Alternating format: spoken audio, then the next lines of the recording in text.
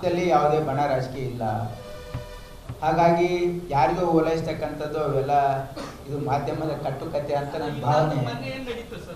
ಎಲ್ಲಿ ನಡೆದಿದೆ? ಯಾವ ಸಭೆಯಲ್ಲಿ? ಏನು ನೋಡಿ, ಅಲ್ಲಿ ಏನೂ ಆಗಿಲ್ಲ. ನಾವೇ ಆ ಸಭೆಯಲ್ಲಿ ಇದ್ವಿ. ನಿಮ್ಗೆ ಯಾರು ತಪ್ಪು ಮಾಹಿತಿ ಕೊಟ್ಟಿದ್ದಾರೆ. ಆ ಸಭೆಯಲ್ಲಿ ಏನೂ ಆಗಿಲ್ಲ. ಇವತ್ತು ತಮ್ಮ ಲೀಡರ್ಸ್ ತಮ್ಮ ಅಭಿಪ್ರಾಯ ಕೊಟ್ಟಿದ್ದಾರೆ ವಿನಾ ಅಲ್ಲಿ ಯಾವುದೇ ಭಿನ್ನಮತನೂ ಆಗಿಲ್ಲ ಅಥವಾ ಯಾವುದೇ ರೀತಿಯಾಗಿ ನೀವು ಅಂದ್ಕೊಂಡಂಗೆ ಏನೂ ನಡೆದಿಲ್ಲ. ಅಲ್ಲಿ CLPಯಲ್ಲಿ ಭಾಳ ಕಾರ್ಡಿಯಲ್ ಆಗಿ ಇವತ್ತು CLP ಆಗಿದೆ. ಹಾಗಾಗಿ ನಮ್ಮ ಪಕ್ಷದಲ್ಲಿ ಎಲ್ಲ ಮುಖಂಡರು ಒಗ್ಗಟ್ಟಾಗಿದ್ದಾರೆ. ಈ ರಾಜ್ಯದ ಜನ ಕಾಂಗ್ರೆಸ್ ಪಕ್ಷಕ್ಕೆ ಆಶೀರ್ವಾದ ಮಾಡಿ ಅಧಿಕಾರ ಕೊಟ್ಟಿದ್ದಾರೆ. ಅದನ್ನು ನಿಸ್ವಾರ್ಥ ಭಾವದಿಂದ ಜನಸೇವೆ ಮಾಡ್ತಕ್ಕಂಥದ್ದು ಕಾಂಗ್ರೆಸ್ ಸರ್ಕಾರ ಬದ್ಧವಾಗಿದೆ. ಈ ಡಾಕ್ಟರ್ ಪರಮೇಶ್ವರ್ ಅವರು ಒಬ್ಬ ಸಮರ್ಥ ಗೃಹ ಸಚಿವರಿದ್ದಾರೆ. ಅವರು ನಮ್ಮ ಪಕ್ಷದ ಅಧ್ಯಕ್ಷರಿದ್ದರು 7 ವರ್ಷ. ಆಮೇಲೆ ಒಬ್ಬ ಹಿರಿಯ ನಾಯಕರಿದ್ದಾರೆ. ಈ ರೀತಿ ಅವ್ರ ಬಗ್ಗೆ ಮಾತಾಡ್ತಕ್ಕಂಥದ್ದು ಯಾರಿಗೂ ಶೋಭೆ ತರೋಲ್ಲ. ಅವರೊಬ್ಬ competent, is one of the most competent ministers. ಹಾಗಾಗಿ ಈ ಒಂದು ಚಾಲೆಂಜನ್ನು ಅವರು ಸಮರ್ಥವಾಗಿ ನಿಭಾಯಿಸ್ತಾರೆ ಅಂತಕ್ಕಂಥದ್ದು ನಮ್ಮ ರಾಜ್ಯದ ಜನರಿಗೆ ಅವ್ರ ಮೇಲೆ ವಿಶ್ವಾಸ ಇದೆ. ಯಾಕಂದರೆ ಹಿಂದೆನೂ ಕೂಡ ಪರಮೇಶ್ವರ್ ಅವರು ಅನೇಕ ಖಾತೆಗಳನ್ನು ನಿಭಾಯಿಸಿದ್ದಾರೆ.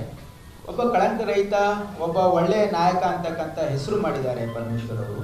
ಹಾಗಾಗಿ ಅವರು ಈ ರಾಜ್ಯದ ಗೃಹ ಇಲಾಖೆ ಭಾಳ ಜವಾಬ್ದಾರಿಯಾಗಿರ್ತಕ್ಕಂಥ ಸ್ಥಾನವನ್ನು ಇವತ್ತು ಮಾನ್ಯ ಮುಖ್ಯಮಂತ್ರಿಗಳು ಕಾಂಗ್ರೆಸ್ ಪಕ್ಷ ಅವ್ರ ಮೇಲೆ ಜವಾಬ್ದಾರಿಯನ್ನು ಕೊಟ್ಟಿದ್ದಾರೆ. ಇದನ್ನು ನಿಭಾಯಿಸ್ತಾರೆ. ಅವರು ವಿರೋಧ ಪಕ್ಷದವರು ಏನೇ ಹೇಳ್ಬೋದು ವಿನಾ ಅದರಿಂದ ಏನು ಲಾಭ ಆಗಲ್ಲ. ಆದರೆ ನಾವು ಖಂಡಿತವಾಗಿ ನಮ್ಮ ಸರ್ಕಾರ ಮತ್ತು ನಮ್ಮ ಗೃಹ ಸಚಿವರು ಇದನ್ನು ಸಮರ್ಥವಾಗಿ ನಿಭಾಯಿಸ್ತಾರೆ ಅಂತಕ್ಕಂಥ ವಿಶ್ವಾಸ ಇಡೀ ರಾಜ್ಯದ ಜನರಿಗಿದೆ ಅಂತ ನಾನು ಭಾವನೆ. ಇನ್ನೊಂದು ಕೆಪಿಸಿಸಿ ಅಧ್ಯಕ್ಷರ ಬದಲಾವಣೆ ಆದರೆ ಈ ಭಾಗಕ್ಕೆ ಕೆಪಿಸಿಸಿ ಅಧ್ಯಕ್ಷ ನೀವು ಅನ್ನುವಂಥದ್ದು ಚರ್ಚೆ ನಡೆದಿದೆ. ನಿಜನಾ ಸರ್? ನೋಡಿ, ಇದೆಲ್ಲ ಊಹಾಪೋಹಗಳು. ಇಲ್ಲಿ ಯಾವುದೇ KPCC ಬಗ್ಗೆ ಬದಲಾವಣೆ ಬಗ್ಗೆ ಹೊಸ ಅಧ್ಯಕ್ಷ ನೇಮಕ ಮಾಡೋದ್ರ ಬಗ್ಗೆ ಚರ್ಚೆನೇ ಆಗಿಲ್ಲ.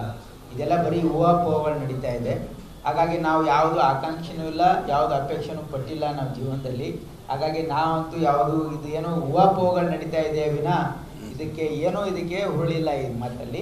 ಇವತ್ತು ನಮ್ಮ ಈಗ ಸದ್ಯಕ್ಕೆ KPCC ಅಧ್ಯಕ್ಷರಾಗಿ ನಮ್ಮ ಉಪಮುಖ್ಯಮಂತ್ರಿಗಳು ಭಾಳ ಸಮರ್ಥವಾಗಿ ನಿಭಾಯಿಸ್ತಾ ಇದ್ದಾರೆ. ಹಾಗಾಗಿ ಇದ್ರ ಬಗ್ಗೆ ಏನು ಪಕ್ಷದ ಮಟ್ಟದಲ್ಲಿ ಯಾವುದೂ ಚರ್ಚೆ ಅಥವಾ ಅಂತ ಏನು ಚರ್ಚೆ ನಡೀತಾ ಇದೆ. ಒಬ್ಬರಿಗೆ ಒಂದು ಹುದ್ದೆ ಅನ್ನುವಂಥದ್ದು ಕೂಡ ಚರ್ಚೆ ಆಗಿದೆ ಅಂತ ಸರ್, ಹೌದಾ? ಎಲ್ಲೂ ಚರ್ಚೆನೂ ಆಗಿಲ್ಲ, ಇದ್ರ ಬಗ್ಗೆ ಎಲ್ಲಿ ಪ್ರಸ್ತಾಪನೂ ಆಗಿಲ್ಲ. ಇನ್ನೊಂದು ಶಾಸಕರಿಗೆ ಆಗಲ್ಲ. ಶಾಸಕರಿಗೆ ಅನುದಾನ ಪ್ರತಿ ನೋಡಿ ಈಗಾಗಲೇ PWD ಇಲಾಖೆಯಲ್ಲೂ ಕೂಡ ಕೊಟ್ಟಿದ್ದಾರೆ. ಮತ್ತು ಕಲ್ಯಾಣ ಕರ್ನಾಟಕ ನಮ್ಮ ಭಾಗದಲ್ಲಿ ವಿಶೇಷವಾಗಿ KKRDBಯಿಂದನೂ ಕೂಡ ನಂಜುಂಡಪ್ಪ ವರದಿ CDI ಇಂಡೆಕ್ಸ್ ಪ್ರಕಾರ ಪ್ರತಿ ಮತಕ್ಷೇತ್ರಕ್ಕೆ ನಾವು ಪ್ರತಿ ತಾಲೂಕಿಗೆ ನಾವು ಹಣವನ್ನು ಕೊಟ್ಟಿದ್ದೀವಿ. ಆಮೇಲೆ ಬೇರೆ ಬೇರೆ ಇಲಾಖೆಯಿಂದ ಮೈನಾರಿಟಿ ಡಿಪಾರ್ಟ್ಮೆಂಟ್ ಆಗಿರ್ಬೋದು, ಬೇರೆ ಬೇರೆ ಇಲಾಖೆಯಿಂದನೂ ಕೂಡ ಅನೇಕ ಅಭಿವೃದ್ಧಿಗೆ ಹಣ ನಮ್ಮ ಸರ್ಕಾರ ಕೊಡ್ತಾ ಇದೆ.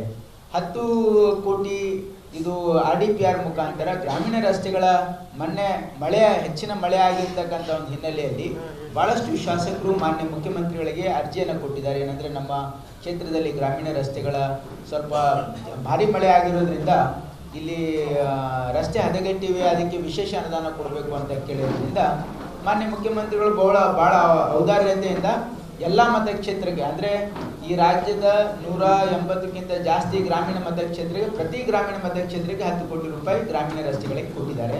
ಇದು ನಾವು ವೆಲ್ಕಮ್ ಮಾಡಬೇಕು. ನೋಡಿ, ಈಗಾಗಲೇ ಇವತ್ತು ನಮ್ಮ ಮಾನ್ಯ ಮುಖ್ಯಮಂತ್ರಿಗಳು ಕೂಡ ಇದಕ್ಕೆ ನಾವು ಚುನಾವಣೆ ಮಾಡಬೇಕು ಅಂತಕ್ಕಂಥದ್ದನ್ನೇ ಇವತ್ತು ವ್ಯಕ್ತಪಡಿಸಿದ್ದಾರೆ. ಮಾನ್ಯ ಮುಖ್ಯಮಂತ್ರಿಗಳು ಬಹಿರಂಗವಾಗಿಯೇ ಸಭೆಯಲ್ಲಿ ಹೇಳಿದ್ದಾರೆ. ಹಾಗಾಗಿ ಅದೇನೋ ಕಾನೂನು ತೊಡಕುಗಳೇನಿವೆ ಅವೆಲ್ಲವನ್ನ ನಿಭಾಯಿಸಿ ಇದು ಬರ್ತಕ್ಕಂಥ ದಿನಗಳಲ್ಲಿ ಬಜೆಟ್ ನಂತರ ಚುನಾವಣೆ ಮಾಡಬೇಕು ಅಂತಕ್ಕಂಥದ್ದು ಸರ್ಕಾರದ ಸದುದ್ದೇಶ. ಬೇರೆ ಪಕ್ಷದ ಶಾಸಕರಿಗೆ ನನಗೂ ಕಚೇರಿ ಇಲ್ಲ ನನ್ನ ಮತಕ್ಷೇತ್ರದಲ್ಲಿ. ಎಲ್ಲೆಲ್ಲಿ ಶಾಸಕರು ರಿಕ್ವೆಸ್ಟ್ ಮಾಡ್ತಾರೆ ಅಲ್ಲಿ ಖಂಡಿತವಾಗಿ ನಾವು ಒಂದು ಕಚೇರಿಯನ್ನು ಕೊಡ್ತಕ್ಕಂಥದ್ದು. ಹಾಗೇನಾದರೂ ನಮ್ಮ ಗಮನಕ್ಕೆ ಅವ್ರು ತಂದಿದ್ರೆ ನಾನು ಡೆಪ್ಟಿ ಕಮಿಷನರ್ಗೆ ಅವ್ರ ಕಚೇರಿ ಕೊಡಿಸ್ತಕ್ಕಂಥ ನಾವು ವ್ಯವಸ್ಥೆ ಮಾಡ್ತೀವಿ. ಯಾಕಂದರೆ ಒಬ್ಬ ಶಾಸಕ ಅದು ಆರಿಸಿ ಬಂದ ಮೇಲೆ ಈ ರಾಜ್ಯದ ವಿಧಾನಸಭೆಯ ಗೌರವಾನ್ವಿತ ಸದಸ್ಯರವರು. ಯಾವ ಪಕ್ಷದವರೇ ಆಗಿರಲಿ. ಹಾಗಾಗಿ ಅವರಿಗೆ ಗೌರವವನ್ನು ಕಾಪಾಡ್ತಕ್ಕಂಥದ್ದು, ಅವರ ಎಂಟರ್ಟೈನ್ಮೆಂಟನ್ನು ಕೊಡ್ತಕ್ಕಂಥದ್ದು ಇದು ನಮ್ಮ ಕರ್ತವ್ಯ ಅಂತ ನಮ್ಮ ಭಾವನೆ. ಹಾಗಾಗಿ ಯಾರಿಗೂ ಕೂಡ ಆ ರೀತಿ ನಮ್ಮ ಗಮನಕ್ಕೆ ನೀವು ತಂದಿದ್ದೀರಿ, ಖಂಡಿತವಾಗಿ ಅವರಿಗೆ ಕಚೇರಿ ಕೊಡ್ತಕ್ಕಂಥ ವ್ಯವಸ್ಥೆ ಯಾವುದೇ ಬಣ ರಾಜಕೀಯ ಇಲ್ಲ. ಹಾಗಾಗಿ ಯಾರಿಗೂ ಓಲೈಸ್ತಕ್ಕಂಥದ್ದು ಅವೆಲ್ಲ ಇದು ಮಾಧ್ಯಮದ ಕಟ್ಟುಕತೆ ಅಂತ ನನ್ನ ಭಾವನೆ. ಎಲ್ಲಿ ನಡೆದಿದೆ? ಯಾವ ಸಭೆಯಲ್ಲಿ? ಏನ್ ನೋಡಿ, ಅಲ್ಲಿ ಏನೂ ಆಗಿಲ್ಲ. ನಾವೇ ಆ ಸಭೆಯಲ್ಲಿ ಇದ್ವಿ. ನಿಮ್ಗೆ ಯಾರು ತಪ್ಪು ಮಾಹಿತಿ ಕೊಟ್ಟಿದ್ದಾರೆ. ಆ ಸಭೆಯಲ್ಲಿ ಏನೂ ಆಗಿಲ್ಲ.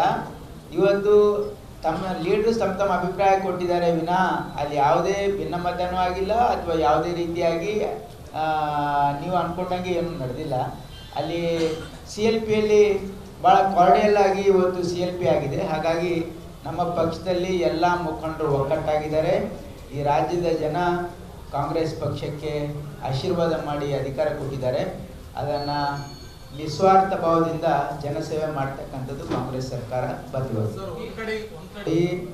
ಡಾಕ್ಟರ್ ಪರಮೇಶ್ವರ್ ಅವರು ಒಬ್ಬ ಸಮರ್ಥ ಗೃಹ ಸಚಿವರಿದ್ದಾರೆ. ಅವರು ನಮ್ಮ ಪಕ್ಷದ ಅಧ್ಯಕ್ಷರಿದ್ದರು 7 ವರ್ಷ. ಆಮೇಲೆ ಒಬ್ಬ ಹಿರಿಯ ನಾಯಕರಿದ್ದಾರೆ. ಈ ರೀತಿ ಅವ್ರ ಬಗ್ಗೆ ಮಾತಾಡ್ತಕ್ಕಂಥದ್ದು ಯಾರಿಗೂ ಶೋಭೆ ತರೋಲ್ಲ. ಅವರೊಬ್ಬ competent, is one of the most competent ministers. ಹಾಗಾಗಿ ಈ ಒಂದು ಚಾಲೆಂಜನ್ನು ಅವರು ಸಮರ್ಥವಾಗಿ ನಿಭಾಯಿಸ್ತಾರೆ ಅಂತಕ್ಕಂಥದ್ದು ನಮ್ಮ ರಾಜ್ಯದ ಜನರಿಗೆ ಅವ್ರ ಮೇಲೆ ವಿಶ್ವಾಸ ಇದೆ. ಯಾಕಂದರೆ ಹಿಂದೆನೂ ಕೂಡ ಪರಮೇಶ್ವರ್ ಅವರು ಅನೇಕ ಖಾತೆಗಳನ್ನು ನಿಭಾಯಿಸಿದ್ದಾರೆ. ಒಬ್ಬ ಕಳಂಕ ರಹಿತ, ಒಬ್ಬ ಒಳ್ಳೆಯ ನಾಯಕ ಅಂತಕ್ಕಂಥ ಹೆಸರು ಮಾಡಿದ್ದಾರೆ ಪರಮೇಶ್ವರ್ ಅವರು. ಹಾಗಾಗಿ ಅವರು ಈ ರಾಜ್ಯದ ಗೃಹ ಇಲಾಖೆ ಭಾಳ ಜವಾಬ್ದಾರಿಯಾಗಿರ್ತಕ್ಕಂಥ ಸ್ಥಾನವನ್ನು ಇವತ್ತು ಮಾನ್ಯ ಮುಖ್ಯಮಂತ್ರಿಗಳು ಕಾಂಗ್ರೆಸ್ ಪಕ್ಷ ಅವ್ರ ಮೇಲೆ ಜವಾಬ್ದಾರಿಯನ್ನು ಕೊಟ್ಟಿದ್ದಾರೆ. ಇದನ್ನು ನಿಭಾಯಿಸ್ತಾರೆ. ಅವರು ವಿರೋಧ ಪಕ್ಷದವರು ಏನೇ ಹೇಳ್ಬೋದು ವಿನಾ ಅದರಿಂದ ಏನು ಲಾಭ ಆಗಲ್ಲ. ಆದರೆ ನಾವು ಖಂಡಿತವಾಗಿ ನಮ್ಮ ಸರ್ಕಾರ ಮತ್ತು ನಮ್ಮ ಗೃಹ ಸಚಿವರು ಇದನ್ನು ಸಮರ್ಥವಾಗಿ ನಿಭಾಯಿಸ್ತಾರೆ ಅಂತಕ್ಕಂಥ ವಿಶ್ವಾಸ ಇಡೀ ರಾಜ್ಯದ ಜನರಿಗಿದೆ ಅಂತ ನಾನು ಭಾವನೆ. ಇನ್ನೊಂದು ಕೆಪಿಸಿಸಿ ಅಧ್ಯಕ್ಷರ ಬದಲಾವಣೆ ಆದರೆ ಈ ಭಾಗಕ್ಕೆ ಕೆಪಿಸಿಸಿ ಅಧ್ಯಕ್ಷರು ನೀವು ಅನ್ನುವಂಥದ್ದು ಚರ್ಚೆ ನಡೆದಿದೆ. ನಿಜನಾ ಸರ್? ನೋಡಿ, ಇದೆಲ್ಲ ಊಹಾಪೋಹಗಳು. ಇಲ್ಲಿ ಯಾವುದೇ KPCC ಬಗ್ಗೆ ಬದಲಾವಣೆ ಬಗ್ಗೆ ಹೊಸ ಅಧ್ಯಕ್ಷ ನೇಮಕ ಮಾಡೋದ್ರ ಬಗ್ಗೆ ಚರ್ಚೆನೇ ಆಗಿಲ್ಲ. ಇದೆಲ್ಲ ಬರೀ ಊಹಾಪೋಹಗಳು ನಡೀತಾ ಇದೆ. ಹಾಗಾಗಿ ನಾವು ಯಾವುದು ಆಕಾಂಕ್ಷೆನೂ ಇಲ್ಲ, ಯಾವುದು ಅಪೇಕ್ಷೆನೂ ಪಟ್ಟಿಲ್ಲ ನಮ್ಮ ಜೀವನದಲ್ಲಿ. ಹಾಗಾಗಿ ನಾವಂತೂ ಯಾವುದು ಇದು ಏನೋ ಊಹಾಪೋಹಗಳು ನಡೀತಾ ಇದೆ ವಿನಾ ಇದಕ್ಕೆ ಹುರುಳಿಲ್ಲ ಈ ಮಾತಲ್ಲಿ. ಇವತ್ತು ನಮ್ಮ ಈಗ ಸದ್ಯಕ್ಕೆ KPCC ಅಧ್ಯಕ್ಷರಾಗಿ ನಮ್ಮ ಉಪಮುಖ್ಯಮಂತ್ರಿಗಳು ಭಾಳ ಸಮರ್ಥವಾಗಿ ನಿಭಾಯಿಸ್ತಾ ಇದ್ದಾರೆ. ಹಾಗಾಗಿ ಇದ್ರ ಬಗ್ಗೆ ಏನು ಪಕ್ಷದ ಮಟ್ಟದಲ್ಲಿ ಯಾವುದೂ ಚರ್ಚೆ ಅಥವಾ ಅಂತ ಏನು ಚರ್ಚೆ ನಡೀತಾ ಇದೆ. ಒಬ್ಬರಿಗೆ ಒಂದು ಹುದ್ದೆ ಅನ್ನುವಂಥದ್ದು ಕೂಡ ಚರ್ಚೆ ಆಗಿದೆ ಅಂತ ಸರ್? ಹೌದಾ? ಎಲ್ಲೂ ಚರ್ಚೆನೂ ಆಗಿಲ್ಲ, ಇದ್ರ ಬಗ್ಗೆ ಎಲ್ಲಿ ಪ್ರಸ್ತಾಪನೂ ಆಗಿಲ್ಲ. ಇನ್ನೊಂದು ಶಾಸಕರಿಗೆ ಆಗಲ್ಲ. ಶಾಸಕರಿಗೆ ಅನುದಾನ ನೋಡಿ ಈಗಾಗಲೇ PWD ಇಲಾಖೆಯಲ್ಲೂ ಕೂಡ ಕೊಟ್ಟಿದ್ದಾರೆ. ಮತ್ತು ಕಲ್ಯಾಣ ಕರ್ನಾಟಕ ನಮ್ಮ ಭಾಗದಲ್ಲಿ ವಿಶೇಷವಾಗಿ KKRDBಯಿಂದನೂ ಕೂಡ ನಂಜುಂಡಪ್ಪ ವರದಿ CDI ಇಂಡೆಕ್ಸ್ ಪ್ರಕಾರ ಪ್ರತಿ ಮತಕ್ಷೇತ್ರಕ್ಕೆ ನಾವು ಪ್ರತಿ ತಾಲೂಕಿಗೆ ನಾವು ಹಣವನ್ನು ಕೊಟ್ಟಿದ್ದೀವಿ. ಆಮೇಲೆ ಬೇರೆ ಬೇರೆ ಇಲಾಖೆಯಿಂದ ಮೈನಾರಿಟಿ ಡಿಪಾರ್ಟ್ಮೆಂಟ್ ಆಗಿರ್ಬೋದು, ಬೇರೆ ಬೇರೆ ಇಲಾಖೆಯಿಂದನೂ ಕೂಡ ಅನೇಕ ಅಭಿವೃದ್ಧಿಗೆ ಹಣ ನಮ್ಮ ಸರ್ಕಾರ ಕೊಡ್ತಾ ಇದೆ. 10 ಕೋಟಿ ಇದು RDPR ಮುಖಾಂತರ ಗ್ರಾಮೀಣ ರಸ್ತೆಗಳ ಹೆಚ್ಚಿನ ಮಳೆ ಆಗಿರ್ತಕ್ಕಂಥ ಒಂದು ಹಿನ್ನೆಲೆಯಲ್ಲಿ ಭಾಳಷ್ಟು ಶಾಸಕರು ಮಾನ್ಯ ಮುಖ್ಯಮಂತ್ರಿಗಳಿಗೆ ಅರ್ಜಿಯನ್ನು ಕೊಟ್ಟಿದ್ದಾರೆ. ಏನಂದರೆ ನಮ್ಮ ಕ್ಷೇತ್ರದಲ್ಲಿ ಗ್ರಾಮೀಣ ರಸ್ತೆಗಳ ಸ್ವಲ್ಪ ಭಾರಿ ಮಳೆ ಆಗಿರೋದ್ರಿಂದ ಇಲ್ಲಿ ರಸ್ತೆ ಹದಗೆಟ್ಟಿವೆ, ಅದಕ್ಕೆ ವಿಶೇಷ ಅನುದಾನ ಕೊಡಬೇಕು ಅಂತ ಕೇಳಿರೋದ್ರಿಂದ ಮಾನ್ಯ ಮುಖ್ಯಮಂತ್ರಿಗಳು ಭಾಳ ಔದಾರ್ಯತೆಯಿಂದ ಎಲ್ಲ ಮತಕ್ಷೇತ್ರಕ್ಕೆ, ಅಂದರೆ ಈ ರಾಜ್ಯದ 180ಕ್ಕಿಂತ ಜಾಸ್ತಿ ಗ್ರಾಮೀಣ ಮತಕ್ಷೇತ್ರಕ್ಕೆ, ಪ್ರತಿ ಗ್ರಾಮೀಣ ಮತಕ್ಷೇತ್ರಕ್ಕೆ 10 ಕೋಟಿ ರೂಪಾಯಿ ಗ್ರಾಮೀಣ ರಸ್ತೆಗಳಿಗೆ ಕೊಟ್ಟಿದ್ದಾರೆ. ಇದು ನಾವು ವೆಲ್ಕಮ್ ಮಾಡಬೇಕು. ನೋಡಿ, ಈಗಾಗಲೇ ಇವತ್ತು ನಮ್ಮ ಮಾನ್ಯ ಮುಖ್ಯಮಂತ್ರಿಗಳು ಕೂಡ ಇದಕ್ಕೆ ನಾವು ಚುನಾವಣೆ ಮಾಡಬೇಕು ಅಂತಕ್ಕಂಥದ್ದನ್ನೇ ಇವತ್ತು ವ್ಯಕ್ತಪಡಿಸಿದ್ದಾರೆ. ಮಾನ್ಯ ಮುಖ್ಯಮಂತ್ರಿಗಳು ಬಹಿರಂಗವಾಗಿಯೇ ಸಭೆಯಲ್ಲಿ ಹೇಳಿದ್ದಾರೆ. ಹಾಗಾಗಿ ಅದೇನೋ ಕಾನೂನು ತೊಡಕುಗಳೇನಿವೆ ಅವೆಲ್ಲವನ್ನ ನಿಭಾಯಿಸಿ ಇದು ಬರ್ತಕ್ಕಂಥ ದಿನಗಳಲ್ಲಿ ಬಜೆಟ್ ನಂತರ ಚುನಾವಣೆ ಮಾಡಬೇಕು ಅಂತಕ್ಕಂಥದ್ದು ಸರ್ಕಾರದ ಸದುದ್ದೇಶ. ಬೇರೆ ಪಕ್ಷದ ಶಾಸಕರಿಗೆ ನನಗೂ ಕಚೇರಿ ಇಲ್ಲ ನನ್ನ ಮತಕ್ಷೇತ್ರದಲ್ಲಿ. ಎಲ್ಲೆಲ್ಲಿ ಶಾಸಕರು ರಿಕ್ವೆಸ್ಟ್ ಮಾಡ್ತಾರೆ ಅಲ್ಲಿ ಖಂಡಿತವಾಗಿ ನಾವು ಒಂದು ಕಚೇರಿಯನ್ನು ಕೊಡ್ತಕ್ಕಂಥದ್ದು. ಹಾಗೇನಾದರೂ ನಮ್ಮ ಗಮನಕ್ಕೆ ಅವ್ರು ತಂದಿದ್ರೆ ನಾನು ಡೆಪ್ಟಿ ಕಮಿಷನರ್ಗೆ ಅವ್ರ ಕಚೇರಿ ಕೊಡಿಸ್ತಕ್ಕಂಥ ನಾವು ವ್ಯವಸ್ಥೆ ಮಾಡ್ತೀವಿ. ಯಾಕಂದರೆ ಒಬ್ಬ ಶಾಸಕ ಅದು ಆರಿಸಿ ಬಂದ ಮೇಲೆ ಈ ರಾಜ್ಯದ ವಿಧಾನಸಭೆಯ ಗೌರವಾನ್ವಿತ ಸದಸ್ಯರವರು ಯಾವ ಪಕ್ಷದವರೇ ಆಗಿರಲಿ, ಹಾಗಾಗಿ ಅವರಿಗೆ ಗೌರವವನ್ನು ಕಾಪಾಡ್ತಕ್ಕಂಥದ್ದು, ಅವರ ಎಂಟರ್ಟೈನ್ಮೆಂಟನ್ನು ಕೊಡ್ತಕ್ಕಂಥದ್ದು ಇದು ನಮ್ಮ ಕರ್ತವ್ಯ ಅಂತ ನಮ್ಮ ಭಾವನೆ. ಹಾಗಾಗಿ ಯಾರಿಗೂ ಕೂಡ ಆ ರೀತಿ ನಮ್ಮ ಗಮನಕ್ಕೆ ನೀವು ತಂದಿದ್ದೀರಿ, ಖಂಡಿತವಾಗಿ ಅವರಿಗೆ ಕಚೇರಿ ಕೊಡ್ತಕ್ಕಂಥ ವ್ಯವಸ್ಥೆ.